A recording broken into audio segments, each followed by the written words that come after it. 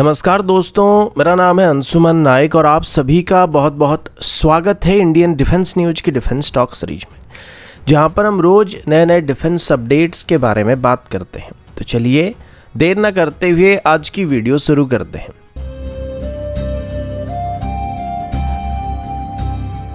आज की पहली अपडेट वीवीआर मिसाइल की तरफ से है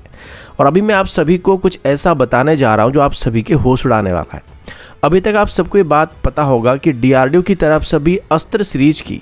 3 वीवीआर मिसाइल को डेवलप किया जा रहा है, जिसमें पहले से ही हम अस्त्र सीरीज की जो मार्क 1 मिसाइल उसको इंडियन एयरफोर्स में इस्तेमाल कर रहे हैं। इसके बाद अस्त्र मार्क 2 मिसाइल की रिसेंटली पिछले साल ही डेवलपमेंटल टेस्ट को कंडक्ट किया गया था, जो कि काफ़ी सीक्रेटली कंडक्ट किया गया था और अभी पता चला है कि इसी साल के अंदर डीआरडीओ की तरफ से अपनी अस्त्र मार्क 3 मिसाइल की भी टेस्टिंग को करने की प्लानिंग किया जा रहा है। अस्त्र मार्क 3 हमारा SFDR टेक्नोलॉजी वाला मिसाइल होने वाला, जिसका रेंज 350 किलोमीटर ज़्यादा होने की उम्मीद किया जा रहा है। डिफेंस मिनिस्ट्री की तरफ से अपनी ईयर एंड की रिव्यू में बात बताया गया था कि डीआरडीओ की तरफ से वीवीआर मिसाइल की डेवलपमेंट में काफ़ी एडवांसमेंट किया गया है और अभी इसी साल के अंदर ही डीआरडीओ अपनी SFDR बेस्ड अस्त्र मार्क 3 मिसाइल की फ्लाइट टेस्ट को करने का प्लान कर रहा है। इससे पहले डीआरडीओ की तरफ से 2022 में SFDR मिसाइल की प्रपल्सन सिस्टम की टेस्टिंग की गई थी, जिसे ग्राउंड बेस्ड लॉन्चर से फायर किया गया था, लेकिन अभी एक्चुअल मिसाइल को एयरक्राफ्ट से फायर करने की बात की गई है।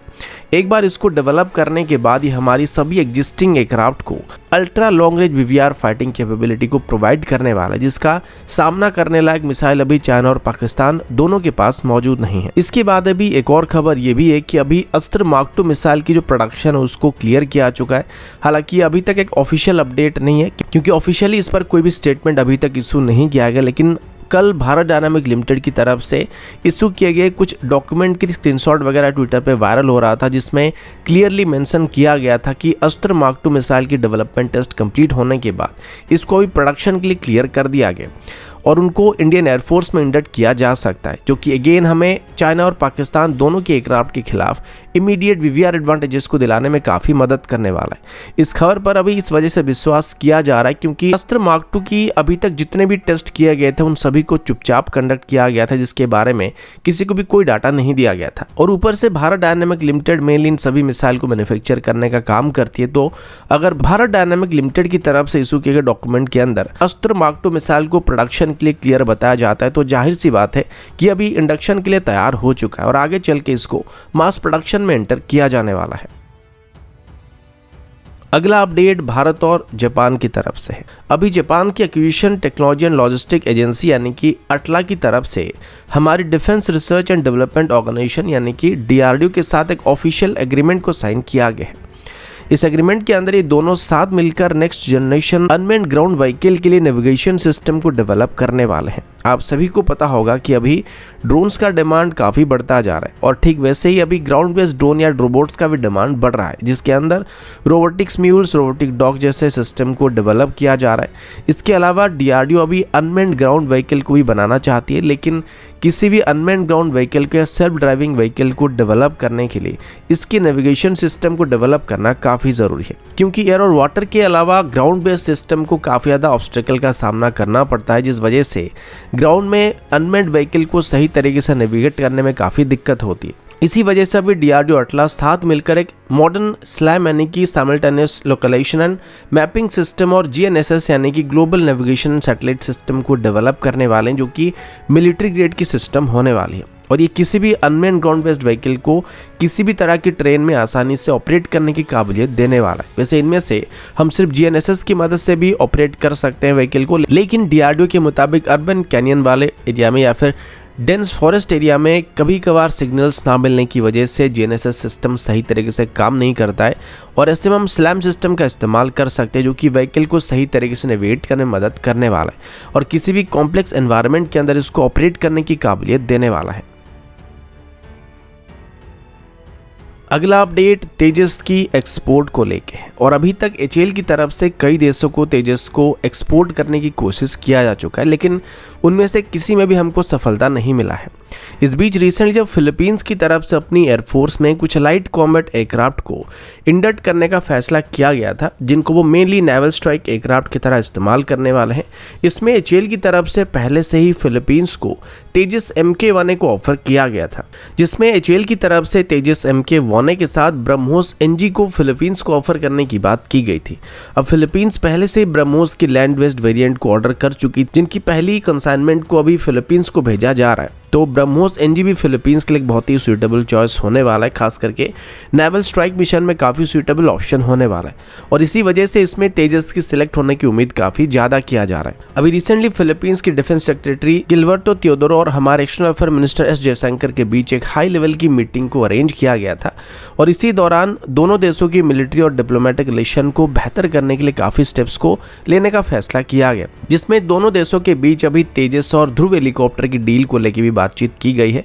और उम्मीद किया जा रहा है कि इसमें फिलीपींस तेजस को खरीदने की बात कर सकता है। अभी तक तेजस की एक्सपोर्ट में जो सबसे बड़ी रुकावट आ रही थी वो ये थी कि अभी तक एचएएल की तरफ से तेजस MK-1A वेरिएंट को सभी को ऑफर किया गया था, लेकिन ऑफिशियली इसे अभी तक बनाया नहीं गया था, और ये एक मेजर कारण था जिस वजह से कस्टमर इतनी डिटेल में इसको एवेल्यूएट नहीं कर रहे थे या सीरियसली नहीं ले रहे थे। पर अभी ये बात नहीं होने वाली है, क्योंकि अभी ऑफिशियली तेजस MK-1A की प्रोडक्शन स्टार्ट हो चुका है,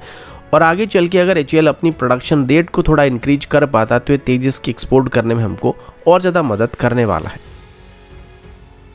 अगला update short range air defence system की तरफ से, और अभी हम इसमें मेनली शोल्डर फैट सिस्टम के बारे में बात करने वाले हैं। कल ही हम इसके बारे में बात कर रहे थे कि आर्मी को ऐसे सिस्टम की कितनी ज़्यादा ज़रूरत है, और अभी DRDO की तरफ से अपनी खुद की man portable air defence system को भी डेवलप किया जा चुका है, जिसकी प्रोडक्शन के लिए वो अभी एक सुइटेबल इंडस्ट्रियल पार्टनर की तलाश कर रहे हैं। इस बीच इमरजेंसी को देखते हुए नवंबर 2023 में इंडियन आर्मी की तरफ से रशिया के साथ एक डील को फाइनल किया गया था, जिसमें रशिया से लिमिटेड नंबर में ईगला S मैनपैड को खरीदने की बात की गई थी, और इस डील में कुल मिलाकर 120 लॉन्चर और 400 मिसाइल को एक्वायर करने की बात की गई थी,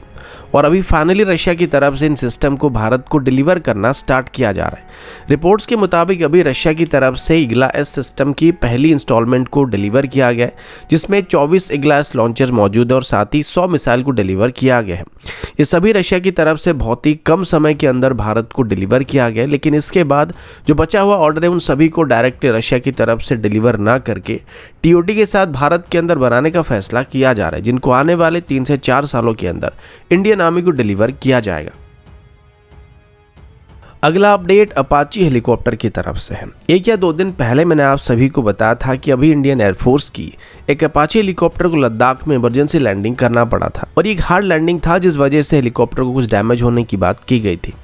अब इस बीच अपाची हेलीकॉप्टर की सेफ्टी को लेकर भी काफ़ी इशू सामने आ रहा था, क्योंकि सिर्फ भारत का ही नहीं बल्कि US आर्मी की भी लगभग 4 अपाची हेलीकॉप्टर पिछले 2 महीनों के अंदर क्रैश हो चुके हैं, जिस वजह से अभी इन हेलीकॉप्टर की सेफ्टी को लेकर सवाल किया जा रहा है। इस दौरान इंडियन एयरफोर्स के लिए भी एक मेजर चैलेंज सामने आ चुकी है, और वो ये है कि अभी इंडियन एयरफोर्स की जो अपाची हेलीकॉप्टर लद्दाख में क्रैश लैंड करा था उसको किस तरीके से वापस लाया जाएगा। अपाची हेलीकॉप्टर काफ़ी महंगे हेलीकॉप्टर है, जिनकी हर एक हेलीकॉप्टर की यूनिट कॉस्ट 680 करोड़ से भी ज़्यादा होता है। तो इसी वजह से इंडियन एयरफोर्स की तरफ से भी जल्दी से इन हेलीकॉप्टर को वापस अपने बेस पर लाकर उसको ठीक करने की कोशिश किया जा रहा है। लेकिन प्रॉब्लम ये कि ये एक हैवी अटैक हेलीकॉप्टर है, और ऊपर से लद्दाख में ऐसे जगह में मौजूद है जहां पर कोई एयरक्राफ्ट नहीं जा सकता है, तो इस वजह से इसको एयरलिफ्ट करना संभव नहीं है। अभी इंडियन एयरफोर्स की तरफ से 2 रास्ते अपनाने का फैसला किया जा रहा है, जिसमें पहला ये कि जहां पर इमरजेंसी लैंडिंग हुआ था वहीं पर ही टेक्नीशियन की टीम को भेजकर इस हेलीकॉप्टर को फिक्स करने की कोशिश किया जाएगा,